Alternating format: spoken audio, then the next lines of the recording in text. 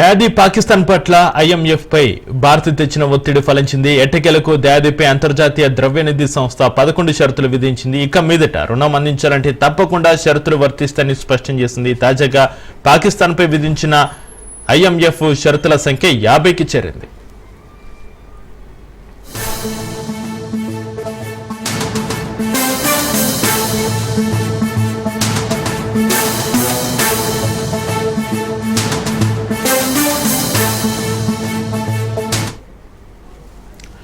Operation Sindoor సమయంలో కొంత bailout అందుకున్న పాక్పై మరిన్ని నిధుల విడుదలకు ఐఎంఎఫ్ కొత్త నిబంధనలు ప్రకటించింది. వాస్తవానికి ఉగ్రవాదాన్ని పెంచి పోషించడానికి పాక్ ఆ నిధులను దుర్వినియోగం చేస్తుందంటూ భారత్ అడ్డు చెప్పినప్పటికీ అమెరికా అండతో పాక్ రుణాన్ని పొందగలిగింది. అయితే ప్రస్తుతం భారతదేశ ఆందోళనలను పరిగణలోకి తీసుకున్న ఐఎంఎఫ్ ఇకపై రుణాన్ని రిలీజ్ చేయాలంటే కొత్తగా 11 నిబంధనలు పాటించాల్సిందేనని తేల్చి చెప్పింది.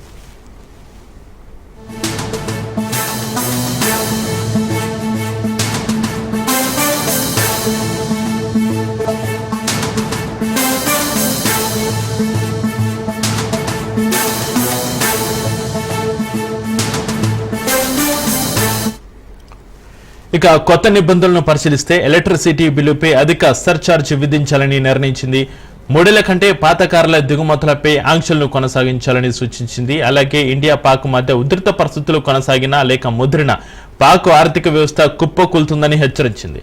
ఇదే క్రమంలో పాకిస్తాన్ డిఫెన్స్ బడ్జెట్ కోసం 2.414 ట్రిలియన్ రూపాయలను అనుమతించగా పాక్ మరింత పెంపులను కోరింది.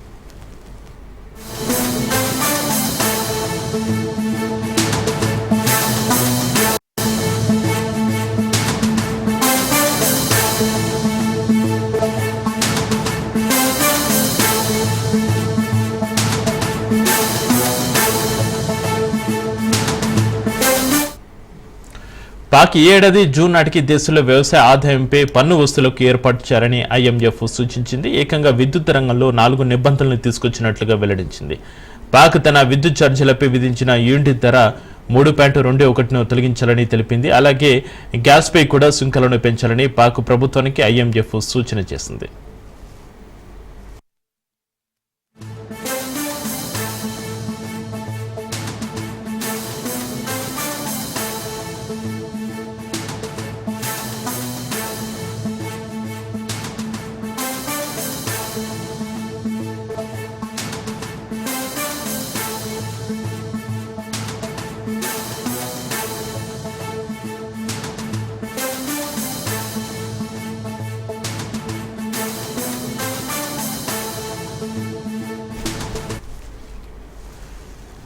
పాకిస్తాన్ విద్యుత్ రంగంలో నిరంతరం అప్పులు పెరగడానికి లోపభూయిష్ట ఇంధన విధానాలతో పాటు ప్రభుత్వ పనితీరు కారణమని వరల్డ్ బ్యాంక్స్ పదే ఆరోపించాయి. దీనికి తోడు 2035 నాటికి స్పెషల్ టెక్నాలజీ జోన్స్ పారిశ్రామిక పార్కులకు ప్రోత్సాహకాలను దశల వారీగా తొలగించడానికి ప్రభుత్వం ఒక రోడ్ మ్యాప్ను సిద్ధం చేయాల్సి ఉంటుందని రుణ సంస్థ స్పష్టం చేసింది.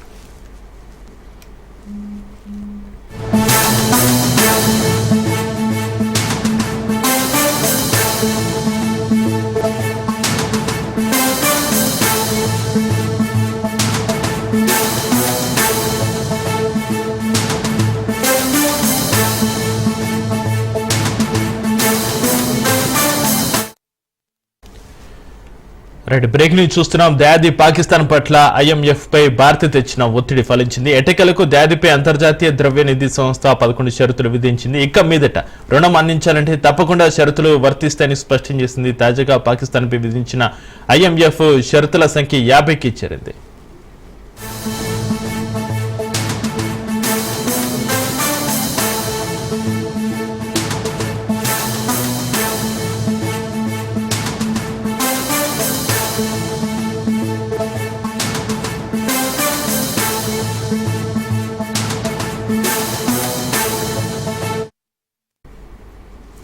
ఇక దీనికి సంబంధించి మరింత సమాచారాన్ని మా ప్రతినిధి పవన్ ఫోన్ లైన్లో అందిస్తారు. పవన్, దయాది పాకిస్తాన్ పట్ల ఐఎంఎఫ్ పై భారత్ తెచ్చిన ఒత్తిడి ఫలించినట్లుగా తెలుస్తుంది. ఎటకెలకు దయాదిపై అంతర్జాతీయ ద్రవ్యనిధి సంస్థ 11 షరతులు విధించింది. ఈ షరతులకు సంబంధించి మీ దగ్గర ఉన్న అప్డేట్స్ ఏంటి పవన్?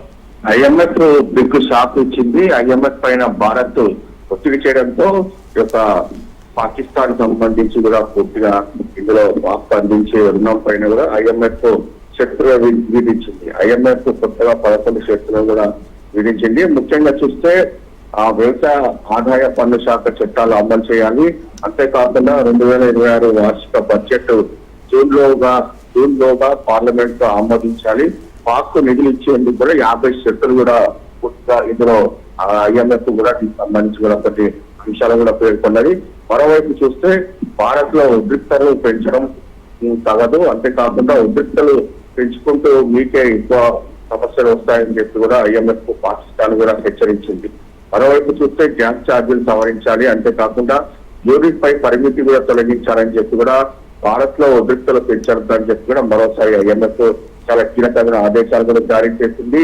3 ఏళ్లు దాటిన పాతకాల దిగుమతి పైన కూడా ఆంక్షలు ఎత్తివేయాలని చెప్పి కూడా IMF మొత్తం దీనికి సంబంధించి కూడా బడ్జెట్ లో 1.7 ట్రిలియన్ సొమ్మును కూడా అభివృద్ధికి కేటాయించాలని చెప్పి కూడా పూర్తిగా ఇందులో IMF కూడా కొన్ని షరతులు కూడా విధించింది. మొత్తానికి చూస్తే IMF పాకిస్తాన్ కి మాత్రం బిగ్ షాక్ ఇచ్చింది.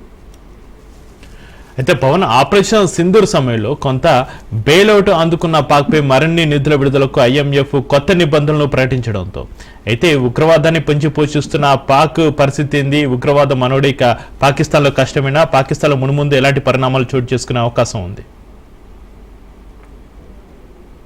ఉగ్రవాదులకు సంబంధించి భారత్ ఎప్పటికప్పుడు తృప్తిపడుతుంది. అయితే పాకిస్తాన్ మాత్రం ఉగ్రవాదుల పెంచి పోషిస్తుందని చెప్పి కూడా భారత్ కొన్ని రోజుల నుంచి కూడా పూర్తిగా దీనికి సంబంధించి ఆధారాలతో సహా బయట పెట్టింది. అయితే ఈ నేపథ్యంలో IMF మాత్రము ఈ యొక్క ఒత్తిడి తేవడంతో దీనికి సంబంధించి పాక్ పైన కూడా అనేక షరతులు కూడా విధించింది.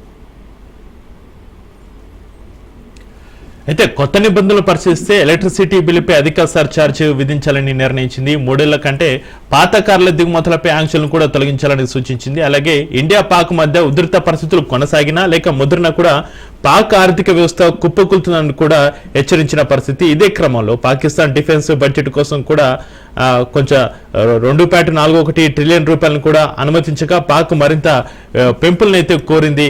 పాక్ మున్ముందు ఏం చేయనుంది? పాక్ ఏ సమాధానం చెప్పనుంది పవన్? అయితే ఇప్పటికైతే ఈ యొక్క షరతుల పైన మాత్రం పాక్ సంబంధించి ఎలాంటి సమాధానం కూడా రాలేని పరిస్థితి కూడా చూస్తున్నాము.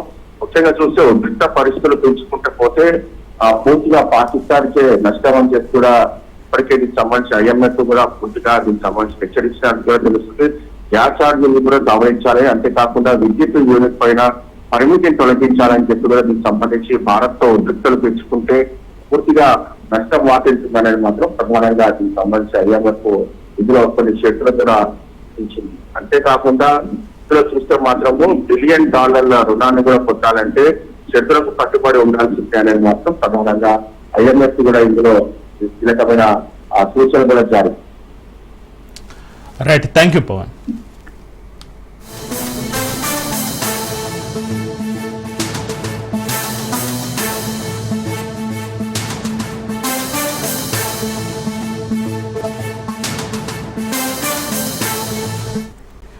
నేటి సమాజంలో ఫాస్ట్ ఫుడ్ అనేది ప్రతి ఒక్కరి జీవితంలో భాగమైంది. ఇప్పుడు అది ఫంక్షన్ల దాకా వచ్చేస్తుంది. ఫంక్షన్లకు వెళ్ళడం, నచ్చిన ఫుడ్ తినడం, ఆ తర్వాత ఇబ్బంది పడడం, ఇది ప్రస్తుతం జరుగుతున్న పరిస్థితి. అయితే ఓ వ్యక్తి మాత్రం ఇందుకు భిన్నంగా ఆలోచించాడు. విందుకు విందు, ఆరోగ్యానికి ఆరోగ్య సూత్రాన్ని పాటించాడు. ఇంతకీ ఆ రైతు ఏం చేశాడు? ఆ విందులో ఏం పెట్టారో తెలియాలంటే ఈ స్టోరీ చూడాల్సిందే.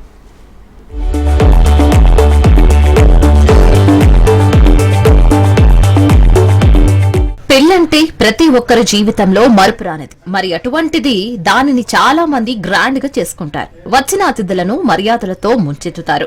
రకరకాల వంటలతో విందు ఏర్పాటు చేస్తారు. పెళ్లికి వచ్చిన వారిని మెప్పించాలన్న తాపత్రయంలో చాలా రకాల వంటలు చేయిస్తారు. అయితే ప్రస్తుత కాలంలో ప్రతి ఒక్కటి కల్తీనే. తినే వాటి నుంచి తాగే వాటి వరకు ప్రతి దాంట్లో ఎంతో కొంత కల్తీ జరుగుతూనే ఉంది. ఇక పెళ్లిళ్లలో అంటే అది చాలా మొత్తంలో ఉంటుంది. అందుకే ప్రకృతి వ్యవసాయ సాగుదారుడు రాజమండ్రికి చెందిన మద్దిపాటి కృష్ణమోహన్ అనే వ్యక్తి అది దృష్టిలో పెట్టుకుని ఒక వినూత్న నిర్ణయం తీసుకున్నాడు. తన కూతురి పెళ్లిలో తినే ఆహారాన్నైనా ఆరోగ్యకరంగా ఉండేటట్లు ఏర్పాటు చేయాలనుకున్నాడు. అనుకున్నదే తడువుగా తమ ప్రాంతంలోని రైతులతో మాట్లాడి తమకు కావలసిన సరుకులన్నీ గో ఆధారిత పంట ఉత్పత్తులతోనే కొనుగోలు చేసి వాటితోనే భోజనాలు ఏర్పాటు చేశాడు.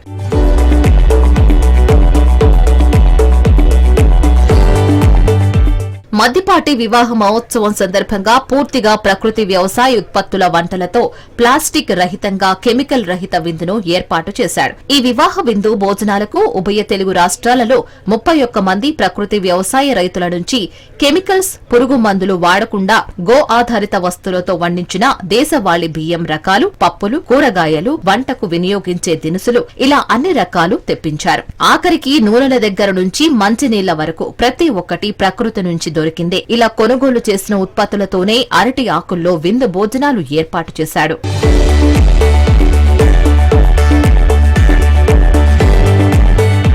కాగా ప్రకృతి వ్యవసాయ సాగుదారుడు రాజమండ్రికి చెందిన మద్దిపాటి కృష్ణమోహన్ సహజ సిద్దంగా పండించిన ఉత్పత్తులతో 21 రకాలైన వంటకాలతో అతిథులకు ఇచ్చిన విందు భోజనం ఈ ప్రాంతంలో చర్చనీయాంశమైంది. కృష్ణమోహన్, నళిని, సత్యకుమారి దంపతుల కుమార్తె సుస్మిత వివాహం స్థానిక ఎస్వీ ఫంక్షన్ హాల్లో జరిగింది. ఈ సందర్భంగా తెలుగు రాష్ట్రాలతో పాటు కర్ణాటక ప్రాంతాలకు చెందిన దాదాపు 35 మంది రైతులు ప్రకృతి వ్యవసాయ విధానంతో పండించిన ఉత్పత్తులను సేకరించి విందు ఏర్పాట్లు చేశారు. చిట్టి ముత్యాలు, చింతలు, సన్నాలు వంటి వంటకాలు అతిథులకు రుచులను అందించాయి. పాప మ్యారేజ్ చేసినప్పుడు తప్పకుండా ప్రకృతి వ్యవసాయంలో పండించిన వాటితోటి భోజనం పెట్టాలని విజయరామ్ గారి స్ఫూర్తితో చాలా కాలం నుంచి అనుకుంటున్నానండి. పాప మ్యారేజ్ లో నుంచి చేయగలగడం నా అదృష్టంగా భావిస్తున్నానండి.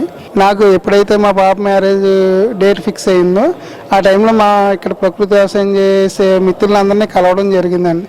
వాళ్ళందరూ నన్ను బాగా ఎంకరేజ్ చేశారు. ఇది ఆంధ్ర నుంచి, తెలంగాణ నుంచి, కర్ణాటక నుంచి ఇవన్నీ సేకరించడం జరిగిందండి. రైతులందరూ కూడా అడగగానే ఇమ్మీడియట్ గా మాట్లాడడం, రేట్లు కూడా తగ్గించి ఇచ్చారండి. ప్రకృతి వ్యవసాయంలో పండించిన వాటితో భోజనం చేస్తే మనం ఇప్పుడు ఏదైతే ఇబ్బందులు ఫేస్ చేస్తున్నామో ఆరోగ్య సమస్యలన్నీ తగ్గుతాయని నేను పూర్తిగా నమ్ముతున్నాను.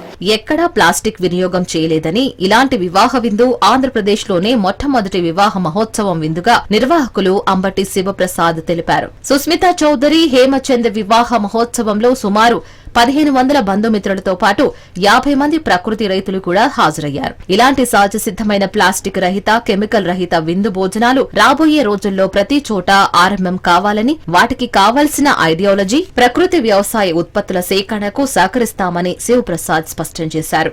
ఉభయ తెలుగు రాష్ట్రాల్లో అన్ని చోట్ల నుంచి ప్రకృతి వ్యవసాయ రైతుల నుంచి అనేక రకాల వస్తువులు, అనేక రకాల బియ్యాలతోటి మనం ఈ భోజనాలు ఏర్పాటు చేసాం. అలాగే ఇప్పుడు మధ్యాహ్నం భోజనాలు 2 రకాల రైస్లు వాడాము. చిట్టుముత్యాలు ఫ్రైడ్ రైస్ వాడాము, చింతగూరు సన్నాలు భోజనాలు పెట్టాం. ఇప్పుడు సాయంత్రం భోజనాలకి కాలాబట్టి రైస్ తోటేమో చక్కెర పొంగలు చేస్తున్నాము, ఢిల్లీ బాస్మతి రైస్తో బిర్యానీ చేస్తున్నాము, నవారా రైస్తో పెరుగన్నం చేస్తున్నాము. ప్రకృతి వ్యవసాయం అనేది రాబోయే తరాలకి శ్రీరామ లక్ష్యం లాంటిది. ఇక ఈ వివాహ విందులో మధ్యాహ్నం భోజనానికి చిట్టి ముత్యాలతో ఫ్రైడ్ రైస్, చింతలూరు సన్నాలతో భోజనాలు, అలాగే రాత్రి విందులో కాలబట్టి నల్ల బియ్యంతో చక్ర పొంగలి, బహురూపితో పులిహోర, ఢిల్లీ బాస్మతితో vegetable biryani, Kuji Patalia white rice కి మైసూరు మల్లిగతో సాంబారు భోజనం, నవరా ఎర్ర బియ్యం, ఆవు పెరుగుతో పెరుగన్నం వడ్డించారు. ఈ వివాహ విందు భోజనాలకు మొత్తం 7 రకాల దేశవాళీ బియ్యాలు వాడడం విశేషం. రాజ్ న్యూస్ కథనాలు, హిందూ సంఘాల ఆందోళనతో DD next level cinema team దిగొచ్చింది. వివాదాస్పదమైన పాటను తొలగిస్తూ చిత్ర బృందం కీలక నిర్ణయం తీసుకుంది. దీంతో వివాదం సద్దుమణిగింది. ఇంతకు ఆ తమిళ సినిమా రేపిన దుమారం ఏంటి? ఆ పాటలో ఏముంది? సాంగ్ను తొలగించాలనే డిమాండ్ ఎందుకు వచ్చింది? Let's watch the story.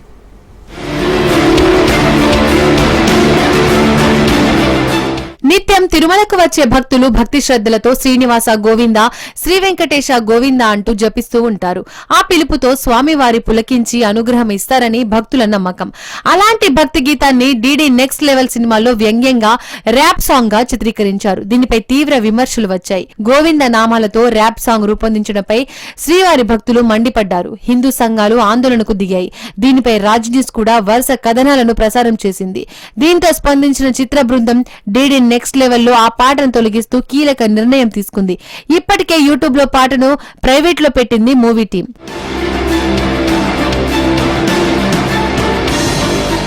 తమిళ నటుడు సంతానం ప్రధాన పాత్రలో తెరకెక్కిన సినిమా డీడీ నెక్స్ట్ లెవెల్ మే 16న థియేటర్లలో రిలీజ్ అయింది. అయితే విడుదలకు ముందే ఈ సినిమాపై వివాదం తలెత్తింది. సినిమాలో గోవింద నామాలతో ర్యాప్ సాంగ్ చేయడంపై శ్రీవారి భక్తులు ఆగ్రహం వ్యక్తం చేశారు. శ్రీనివాస గోవింద పాటను పేరేడి చేసి సినిమాలో వినియోగించడంతో హిందూ సంఘాలు భగ్గుమన్నాయి. ముఖ్యంగా తిరుపతిలో ఈ వివాదంపై అనేక హిందూ సంఘాల ఆగ్రహం వ్యక్తం చేశాయి. ఆందోళన, నిరసన కార్యక్రమాలు చేపట్టాయి. ఇక టీటీడీ పాలక మండలి సభ్యుడు భానుప్రకాష్ రెడ్డి, చిత్ర నాయకుడు సంతానం, నిర్మాణ సంస్థ తమిళనాడు సెన్సార్ బోర్డుకు నోటీసులు జారీ చేశారు. అలాగే ఈ పాటను సినిమా నుండి తొలగించాలని డిమాండ్ చేస్తూ జనసేన పార్టీ నేత కిరణ్ రాయల్ పోలీసులకు ఫిర్యాదు చేశాడు.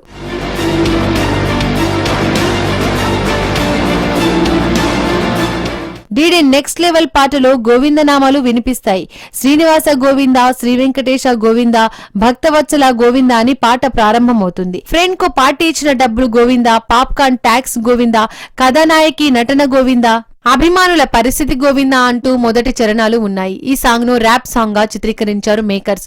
ఈ పాట విడుదలై 2 నెలల్లో అయింది. దాదాపు ఇప్పటికే 1 కోటి మందికి పైగా ఈ పాటను చూశారు. కోట్లాది హిందువుల ఆరాధ్య దైవం శ్రీ వెంకటేశ్వర స్వామి వారి పేరును వాడే సమయంలో ఆ పాట భక్తికి అనుసంధానమై ఉండాలి. అలాంటిది ఈ పాటలో కేవలం ఓ సినిమా గురించి, హీరో గురించి పాట చేస్తున్న సమయంలో గోవింద నామాలు వాడడం సరికాదు. అందులోనూ ర్యాప్ సాంగ్ లో గోవింద నామాలు వాడడం ఏంటని శ్రీవారి భక్తులు మండిపడ్డారు. సర్వత్రా విమర్శలు రావడంతో ఆ పాటను తొలగించింది సినిమా టీం.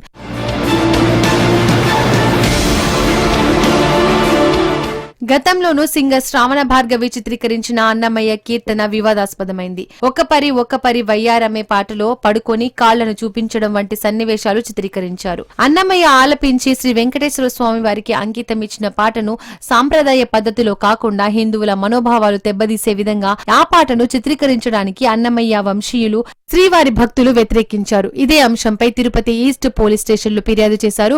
ఒక పరి వయ్యారమే సంకీర్తనను గాయని శ్రావణ భార్గవి తన కోసం చిత్రీకరించిన తీరు అభ్యంతరమన్నారు. శ్రావణ భార్గవిని తిరుపతిలో అడుగుపెట్టనివ్వమని, అన్నమయ్య కుటుంబానికి క్షమాపణ చెప్పాలని, అదేవిధంగా సోషల్ మీడియా నుండి వెంటనే ఆ కీర్తనను తొలగించాలని తిరుపతి వాసులు డిమాండ్ చేశారు. అప్పట్లో ఈ వివాదం తీవ్ర దుమారమే రేపింది. తర్వాత శ్రావణ భార్గవి క్షమాపణలు చెప్పి పాటను తొలగించడంతో సమస్య పరిష్కారమైంది.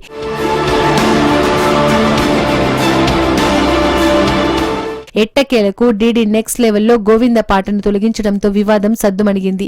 అయితే గోవింద నామాలు, అన్నమయ్య కీర్తనలను కించపరుస్తూ చిత్రీకరిస్తే చూస్తూ ఊరుకోబోమంటున్నారు సినిమా వాళ్లు. శ్రీవారి భక్తుల మనోభావాలు దెబ్బతినకుండా చిత్రీకరించాలని, లేదంటే తీవ్ర పరిణామాలుంటాయని హెచ్చరిస్తున్నారు.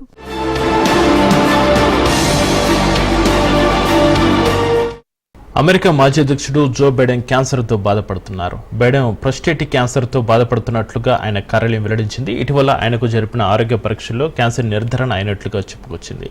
ఈ నేపథ్యంలో అధ్యక్షుడు ట్రంప్ స్పందిస్తూ బైడెన్ త్వరగా కోలుకోవాలని కోరుకుంటున్నట్టుగా తెలిపారు.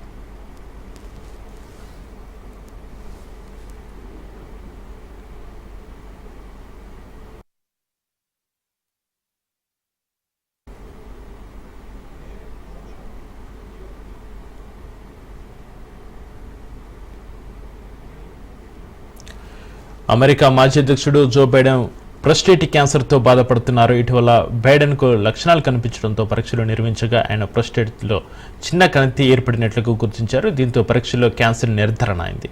ఈ మేరకు ఆయన కార్యాలయం తెలిపింది. ఈ క్యాన్సర్ తీవ్రత ఎక్కువగా ఉందని అందులో వెల్లడించింది. దీనికి సంబంధించి చికిత్స అందించే అంశంపై బైడెన్ కుటుంబ సభ్యులు వైద్యులతో సంప్రదింపులు జరుపుతున్నట్లుగా తెలుస్తోంది.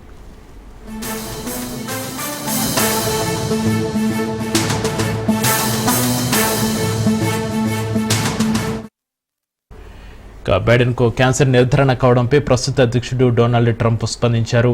ఈ సందర్భంగా ట్రంప్ జో బైడెన్కు క్యాన్సర్ నిర్ధారణ కావడం దురదృష్టకరమన్నారు.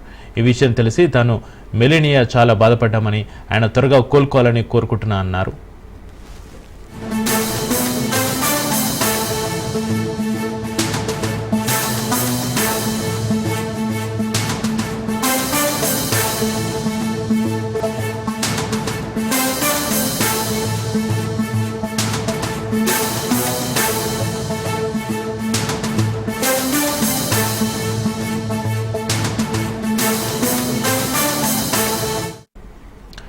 ఈ నేపథ్యంలో అమెరికా మాజీ ఉపాధ్యక్షురాలు కమలా హారిస్ స్పందించారు. బైడెన్ క్యాన్సర్ అనే విషయం తనను కలిచివేస్తుందని ట్విట్టర్ వేదికగా తెలిపారు.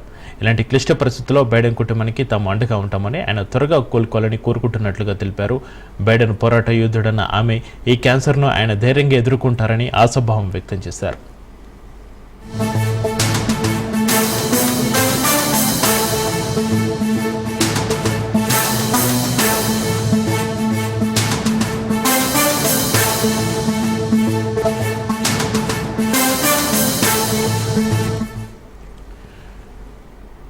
అమెరికా మాజీ అధ్యక్షుడు జో బైడెన్ క్యాన్సర్తో బాధపడుతున్నారు. బైడెన్ ప్రొస్టేట్ క్యాన్సర్తో బాధపడుతున్నట్లుగా ఆయన కార్యాలయం వెల్లడించింది. ఇటీవల ఆయనకు జరిపిన ఆరోగ్య పరీక్షల్లో క్యాన్సర్ నిర్ధారణ అయినట్లుగా చెప్పుకొచ్చింది.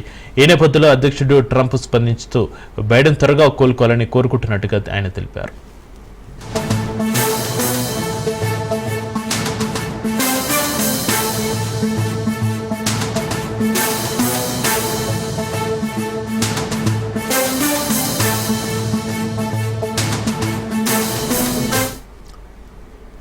అమెరికా మాజీ అధ్యక్షుడు జో బైడెన్ ప్రొస్టేట్ క్యాన్సర్తో బాధపడుతున్నారు. ఇటీవల బైడెన్కు లక్షణాలు కనిపించడంతో పరీక్షలు నిర్వహించగా ఆయన ప్రొస్టేట్లో చిన్న కణితి ఏర్పడినట్లుగా గుర్తించారు. దీంతో పరీక్షల్లో క్యాన్సర్ నిర్ధారణ అయింది.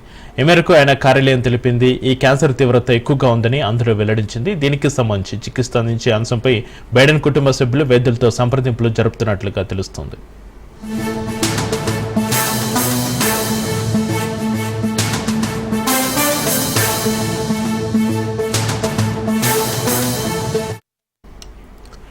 బైడెన్కు క్యాన్సర్ నిర్ధారణ కావడంపై ప్రస్తుత అధ్యక్షుడు డొనాల్డ్ ట్రంప్ స్పందించారు. ఈ సందర్భంగా ట్రంప్ జో బైడెన్కు క్యాన్సర్ నిర్ధారణ కావడం దురదృష్టకరం. ఈ విషయం తెలిసి తాను మెలనియా చాలా బాధపడ్డామని, ఆయన త్వరగా కోలుకోవాలని కోరుకుంటున్నానని చెప్పారు ట్రంప్.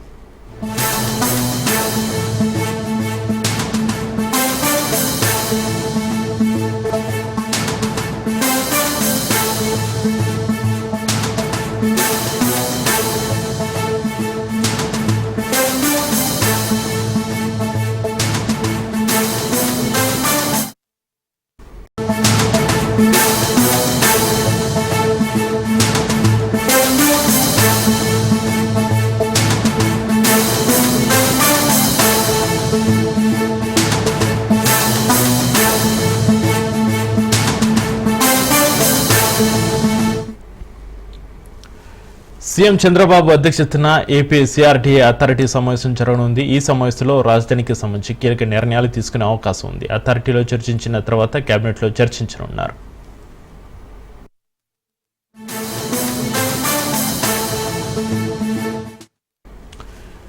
అమరావతిలో నిర్మాణాలను మోదీ చేతుల మీదుగా పునఃప్రారంభానికి నోచుకున్న నేపథ్యంలో ఈ పనులు వేగం పెంచాలని ప్రభుత్వం నిర్ణయించింది. నిర్ణీత గడువులోగా ప్రధాన భవన సదుపాయాలను అందుబాటులోకి తీసుకుని రావాలని భావిస్తోంది.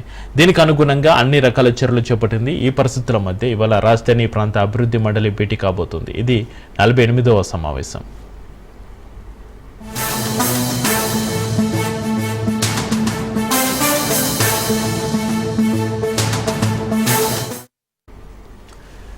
రాజధాని అమరావతి నిర్మాణానికి సంబంధించి పలు కీలక నిర్ణయాలను తీసుకునే అవకాశం ఉంది. ఇందులో చర్చకు వచ్చిన అంశాలు, ప్రతిపాదనలు మంత్రివర్గంలో ఆమోదించవచ్చు. క్యాపిటల్ రీజన్ పరిధిలో ఇప్పటి వరకు మంజూరు చేసిన నిధులు, భూముల కేటాయింపు, చేపట్టిన నిర్మాణ పనులను సమీక్షించడం, జంగిల్ క్లియరెన్స్, రోడ్లు, outer ring road, express way, elevated corridor నిర్మాణ ప్రతిపాదనలపై చర్చిస్తారు. కొత్తగా చేపట్టదలిచిన భూసేకరణ కూడా ఇందులో ప్రస్తావనకు రానుంది. సిఆర్టీఏ 47వ సమావేశంలో ఆమోదించిన ప్రతిపాదనలపైన కూడా చర్చిస్తారు.